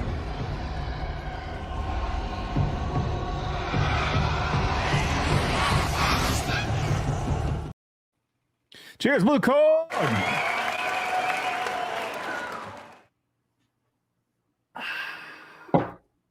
Yeah. Oh, that's good. That is that Army 250th anniversary whiskey I got. I need to find if I can buy one of those. If you hadn't had monkey shoulder, I love it. It's a blended malt scotch. I'm gonna have to try it. Yeah, I gotta say, yeah, fuck Rumsfeld. I mean, I didn't have a problem before we went to Iraq. I was believing in what we were being told, even though we had to sit down. We got brought in and had to watch Congress explain all their evidence for what Saddam Hussein has and why we're going to Iraq. And we all walked down and just went, all right, so we just spent an hour with that. Can somebody tell me why are we going to Iraq again? Well, remember, it was Powell that made the biggest lies and got us in there because everybody thought Colonel Powell was like this. Well, Colin Powell was the Secretary of Defense when I first joined, but Rumsfeld took over. Well, Colin Powell, it was his lies that initially got us in. Like, he was out there lying, and then Rumsfeld took it from there. No. Colin Powell was under Afghanistan. He got replaced as either 01 or 02. I know, but I know that after we went to Afghanistan 01, there was already conversation, but that didn't really get ramped up until under Rumsfeld. in 02. So, in fact, yeah. I'm almost certain it was 01 because one of the last things Colin Powell did was he brought in the Black Beret to be universal for all soldiers other than airborne, ranger, and special forces. Yeah, I'm pretty certain that was 2001. But Rumsfeld was in 2001, but well, anyways, I don't want to get in a tangent about it. Trump said he wants to take Bagram Airfield Base back. I don't know how that would happen. We should have it. It should be a permanent base. We did so much building there. Yeah, like it would be. We spent billions on that fucking base. I don't understand how we would go about doing it. I mean, when we left Iraq, we built a massive embassy. We have an embassy in Baghdad. So we still have a presence in Iraq. But yeah, it is fucked up that we have absolutely zero presence in Afghanistan for the amount of time, money, blood spilt over that country, and we just left everything behind. Absolutely disgusting. I mean, I was disgusted enough with what after us leaving Iraq and seeing how all that went down, especially seeing ISIS. I actually saw specific videos. We were in my when we went in for the invasion in 03. The main city that we were based out of was Kirkuk in northern Iraq. And one of the first things I learned was ISIS went through and took over northern Iraq. I'm like, they're right there in Kirkuk. Like there's probably ISIS terrorists living in my barracks that I slept in for months. And that disgusted me, dude. That was absolutely fucking disgusting. Oh, yeah, I've heard some crazy stories. How often did your, because I know buddies at the Air Force bases, they're based at the airport and stuff, that they were getting mortared like constantly, all day, all night. Well, we did in Fallujah and Ramadi when I was on my second tour. We didn't have that so much up in northern Iraq in 2003. Like the full insurgency really hadn't taken place yet and formalized and made their formation. We were still fighting remnants of Saddam's army for the most part when we took over. Okay. So yeah, ISIS didn't exist. Al Qaeda in Iraq, what we called AQIZ, because IZ is the country code. That really became something later on when you had other war fighters coming from Afghanistan and places like that, and then they started stirring things up in Iraq. Okay, and that's when you went in 2000 into the army. Yeah, I went to the army in 2000, and went to Iraq in 2003 was when we invaded. Okay, I went in at the very end of 2004, 2003. Shadow Chaser, Balad. I went through Balad. I actually, when I was up in Kirkuk, Balad wasn't too far away. I think it was about an hour south of us, and that's where we flew out to go down to Qatar for R&R, which always sounds so funny because it rhymes. Is it pronounced Qatar or Qatar? Because I hear it both ways all the time. It's always, both ways. It's bisexual. What can we say? And, it doesn't know what its pronouns are. It doesn't know. It doesn't even know what its pronouns are. I call it. Well, I mix it up. Sometimes I'll say Qatar. Sometimes I'll say Qatar. Yeah. I think I say Qatar. You've seen the meme where it's like the goat on the cell phone. He's like, Abdul, I'm pregnant. No, I didn't see that. Didn't Powell start the WMD talk? I mean, I guess maybe he did. Because I think it was like right after we went to Afghanistan, they started the talk about Iraq. So yeah, it probably did. So I got one person on my side. I'm not saying I'm correct. I have a memory. I wasn't saying I knew for sure either. I'm pretty sure that Powell did leave in 01. We're kind of retarded, so you have to give us a little bit of leeway. Yeah, we're kind of retarded. Uh-oh, retard alert. I really played out to some of these fucking buttons today. All right, let's do one more shot for Blue Cord and get the fuck out of here. They don't know what the fuck they're doing. That's right. That's for a lot of those fucking generals out there. Just for the fuck of it, I want to see a soldier take a nut shot. No, even better. No, forget that. No, I want to see an officer get a concussion. Hope it's a fucking stupid liberal officer.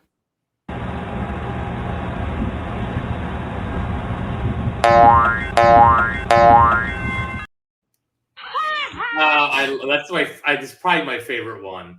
It's probably my favorite. It's so good. Can we? We gotta take a shot. Okay. Thank you, Blue Cord. Oh yeah, damn it, you're right. I had to do another shot because I said I would take it for every 20. I wasn't gonna say you had to take another shot. I know, You already but took one. I know, but I did say for every 20. I would Well, do it. then good. I'm glad you honored your I'm a man of my word. there. I take a lot of pride in being honest. What were you gonna say? As you shut that down. No, I think it's been a great stream. I want to say thank you to all the folks that have. I mean, it's your stream, it's your fucking podcast, but I think it's awesome. You got a lot of new people that are subscribing. Yep. And so I that's awesome, man. Yeah, we peaked out at 62 concurrent viewers at one point. We've already had 1,079 views, which is really good. Typically a stream won't get numbers like that until after it's been done. So yeah, obviously there's a lot of attention to this, and I really appreciate the fuck out of everyone showing up for this stream just to hear a couple of idiots like us talk about global policy and military operations and shit. Yeah, thank you very much. I appreciate the new guys. Don, thank you very much for being in the chat all this time. Wayne, Shadow, I see B. B says it's pronounced Qatar. Yeah, I mean, Qatar. Zulu, new subscriber. Don, new subscriber. Yep. Shout out to those guys. Another one. Shout out to the trolls. You tried your best, but you'll never have me beat. I will never give in, and I'll always provide the receipts and make you look like a fucking fool. Because you can just go suck a fucking dick. Hold on, go do it right.